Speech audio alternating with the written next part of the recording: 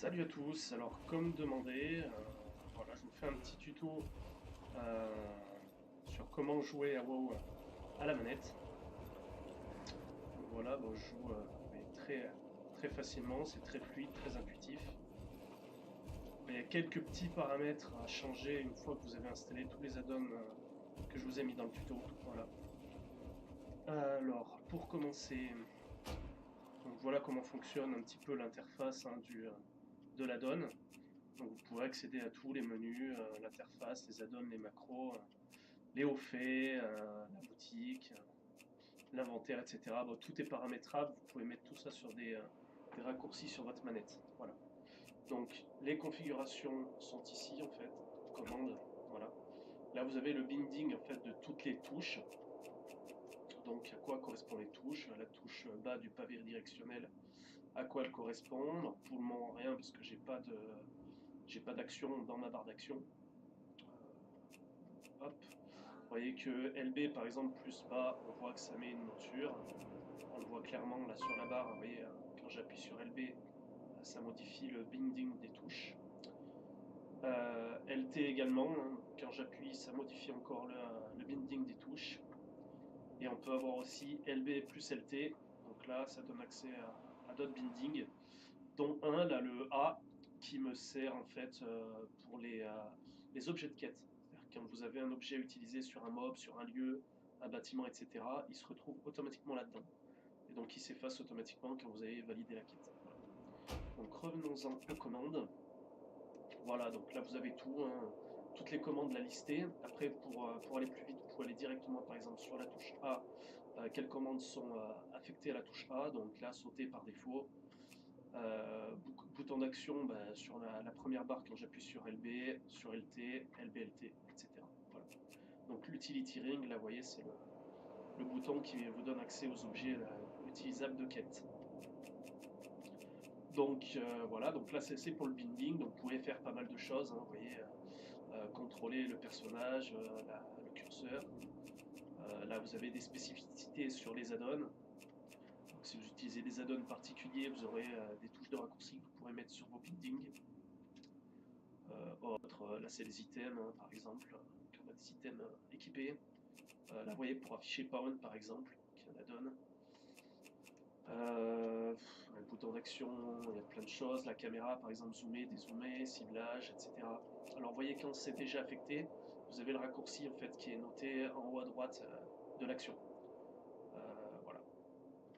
Hop, donc là, c'est tout bon pour ça. Ensuite, les réglages. Donc là, il n'y a pas grand chose à toucher, ne serait-ce que ça à désactiver, qui est activé en fait par défaut. Et c'est un système en fait qui vous permet d'interagir automatiquement avec des objets proches. Des PNJ par exemple, ou goûter tout simplement un mob. Le problème, c'est que quand vous êtes dans des zones où il y a beaucoup de PNJ, c'est compliqué en fait d'interagir avec des objets qui sont au sol ou de looter tout simplement. Donc moi j'ai préféré le désactiver. Et par défaut, en fait, vous avez sur le bouton, quand vous cliquez sur le joystick droit, en fait, vous avez le curseur qui apparaît.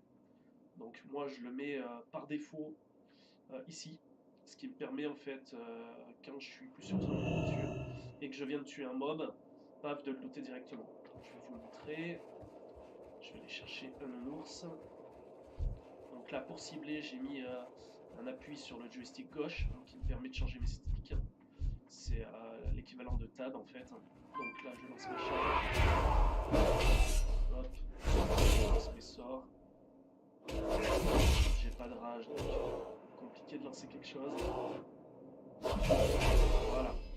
Et donc, quand je me mets devant, j'appuie sur le joystick droit et j'ai directement sur le loot. Donc, pour parler des PNJ, c'est pareil, hein, ça marche aussi bien. Donc là, c'est la meilleure solution pour le moment que j'ai trouvé. C'est rapide, c'est pratique. Voilà. Donc, pour continuer avec les commandes, donc vous avez tout un tas de choses, hein, que vous pouvez modifier. Moi, j'ai laissé comme c'était d'origine, en tout cas sur ce panneau-là, hormis avoir désactivé l'interact button. Le reste, je l'ai laissé tel quel. Voilà. Donc, l'aide, bon, bah là, c'est tout un panel d'aide en anglais, bien sûr, donc, qui vous permet de mieux appréhender la donne. l'interface, hop, donc là ça vous permet de mettre dans l'interface ce qui va être utilisé, donc des add-ons par exemple. Donc la pawn qui est activée, immersion, etc. Sexy map, vous pouvez le désactiver d'ici. Ensuite, hop, les barres d'action. Là, il y a quelque chose que j'adore, en fait, c'est les différentes barres d'action qu'on peut utiliser. Donc vous avez par exemple par défaut, vous avez ce modèle-là. Et le plus sympa, c'est roleplay. En fait, suivant la classe de votre personnage, ça va mettre un skin en fait particulier. Pour un chasseur, c'est un arc, etc. Moi, je trouve ça assez sympa. Ça donne un peu plus d'immersion dans le jeu. Hormis ça, j'ai pas touché à grand chose. Immersion là, donc là, ça, j'ai pas modifié quoi que ce soit. Voilà. Donc dans le jeu, comment ça se passe? Bah, écoutez, très bien, les déplacements sont super fluides. C'est super intuitif honnêtement. Moi ça me change parce que je peux jouer du coup sur un grand écran posé sur mon canapé, donc c'est vraiment très pratique. Le seul hic, j'ai pas forcément trouvé tout de suite de parade, c'est pour écrire en fait sur le chat. Il y a par l'intermédiaire des boutons un système d'écriture, mais je le trouve pas vraiment pratique. J'aimerais trouver à terme un bon logiciel ou un mode qui permet d'écrire d'en haut par la voix, parce que les principaux logiciels qui existent sur le marché vous permettent d'écrire dans un traitement de texte ou d'interagir avec Windows, mais ils permettent pas encore d'écrire dans un logiciel tiers. Voilà. Donc pour le moment, je suis en réflexion et je vais essayer de chercher quelque chose d'intéressant. Donc comment ça se passe sinon le jeu? Donc là, comme je vous ai dit, moi sur le stick gauche, clic stick gauche, j'ai mis cibler l'ennemi le plus proche. Donc c'est le tab, hein, clairement. Si je rappuie dessus, bah, ça va cibler une autre cible ennemie qui est à côté. Donc là, bah, je charge. J'ai utilisé donc sur mon Y la donne que je vous ai marquée, en fait, c'est GSE, GNOME Sequence Announcement, qui vous permet en fait de faire des chaînes de sorts qui sont différents du cast sequence du jeu de base en fait. Je vais vous montrer comment ça fonctionne pour être plus explicite. Hop, alors il faut. Allez, donc là je suis obligé d'utiliser mon clavier. On tape /GSE et donc là vous avez toutes les. Vous avez des macros qui sont mis de base par rapport à par rapport à vos talents et votre spécialisation. Voilà. Donc moi je m'en suis fait une perso, parce que je débute en leveling et que si j'en prends une qui est toute faite, bah, c'est fait pour des sorts niveau 120 qui ne me sont pas accessibles pour le moment. Voilà. Donc là, configuration, vous pouvez mettre ce que vous voulez, là ça va servir plus en fait si vous voulez le build que vous avez mis, vous pouvez le partager sur un site, en fait le site de GSE. Et là vous allez mettre exactement les talents que vous avez, les points de talent, donc 3-1, 3-3, etc. Là la spécification, les talents que vous avez pris. Après donc sinon vous faites new, hein, moi quand vous avez fait new ça vous met un onglet ici. La séquence je ne l'ai pas touché. Et vous voyez donc vous pouvez mettre tous vos sorts ici comme ça. Donc ça vous permet en fait d'avoir sur le même bouton l'exécution, l'ivresse, etc., heurtoir et frappe mortelle. Mais ça bloque pas la séquence si le sort n'est pas disponible. Si vous faites ça sur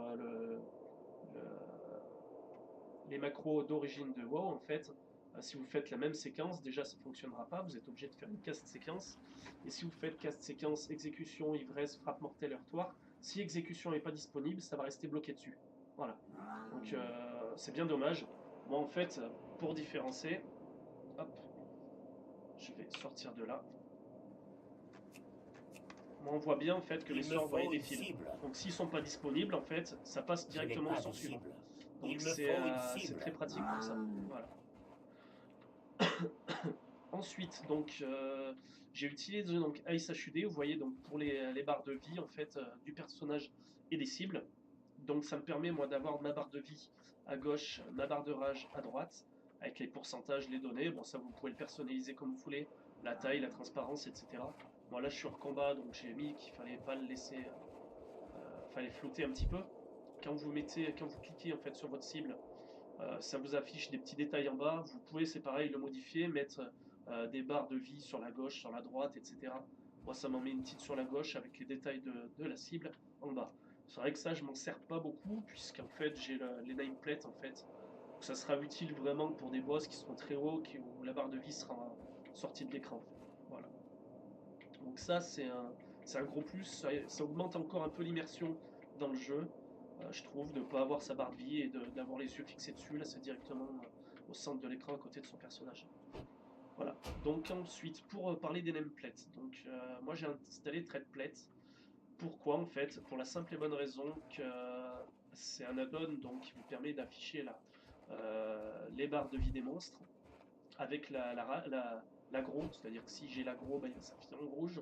Si j'ai pas l'agro, il va s'afficher en vert. C'est très pratique, je trouve. Pourquoi celui-ci par rapport à d'autres qui sont peut-être mieux, plus faciles à configurer et plus jolis? Parce que tout simplement, quand vous avez en fait un objectif de quête où il y a un mob à tuer ou un objet à looter sur un mob, sur la barre de vie, vous allez avoir en fait un point d'exclamation. Alors je vais essayer, je vais regarder où c'est que j'ai une zone avec des mobs à tuer. Bah, là, j'en ai pas tout de suite ici. C'est bien dommage, donc je pourrais pas vous montrer. Mais c'est pratique. Parce que normalement, avec lui donc de base, on est obligé en fait de positionner son curseur sur le mob et de voir en fait dans les détails en bas à droite si l'objet ou l'animal ou le mob est à tuer pour une quête. Je trouve ça plus pratique d'avoir un point d'exclamation au-dessus de sa tête. Voilà. De loin, on le voit mieux. Quand on joue comme ça, avec une manette, c'est plus simple. Voilà. Bah écoutez, je pense avoir fait le tour. Si besoin, je ferai une petite vidéo sur des choses bien spécifiques après du logiciel, sur l'usage, etc. S'il y a des petites choses dans l'inventaire, je ne vous ai pas marqué, je ne vous ai pas montré en fait. Vous voyez, vous avez donc lui qui est complètement transformé hein, pour le jeu à la manette. Donc pour les objets, par exemple, là, vous pouvez les prendre tout simplement pour les placer sur des barres de sort, etc. Vous pouvez les jeter directement, c'est-à-dire qu'avec le bouton Y, ça va me permettre de jeter l'objet directement à la poubelle. Donc pour vous montrer comment fonctionne en fait le fait d'équiper un objet, donc je vais le mettre là tout simplement. Quand vous mettez dessus, donc là vous avez la down pawn en fait qui montre que en ouvrant l'inventaire que j'ai un objet qui m'upgrade en fait mon stuff, voilà. Et donc si je me mets sur l'objet, donc vous voyez un LB qui me sert à comparer en fait l'objet. Bon là j'en ai pas d'équipé forcément, c'est celui que j'ai sur moi que j'ai mis dans le sac. Donc ça fonctionne pas. A pour le prendre donc, pour le mettre où on veut hein, dans les inventaires etc. Et B pour équiper. Donc voilà, hop là je l'équipe automatiquement. Donc c'est vraiment intuitif, hein, c'est vraiment fait, la donne est vraiment bien fait pour pouvoir jouer à la manette, il n'y a pas de manip à faire, le curseur on s'en sert finalement très peu, moi je m'en sers juste pour looter ou pour régler certains add-ons à la manette qui sont pas gérés par, euh, par le logiciel, mais il y en a très peu, hein. J'ai juste GSE que je suis obligé d'utiliser, donc le curseur. Sinon mon curseur reste bien évidemment tout le temps ici. J'ai pas vu de quêtes qui m'ont dérangé pour ça, hormis des quêtes où il faut par exemple siffler ou saluer. Là, il faudra que je trouve une solution avec un logiciel tiers pour régler ce problème. Mais sinon, non, vraiment, tout est bien fait pour le jeu. Hein, c'est super intuitif. Voilà, bah écoutez, j'espère que ce tuto aura pu vous aider. Moi, j'aurais bien aimé en trouver un comme ça quand j'ai débuté. Il y en a beaucoup de tutos en anglais, c'était vraiment pas ma tasse de thé. Donc voilà, bah écoutez, merci de m'avoir regardé et à bientôt pour une nouvelle vidéo. Ciao!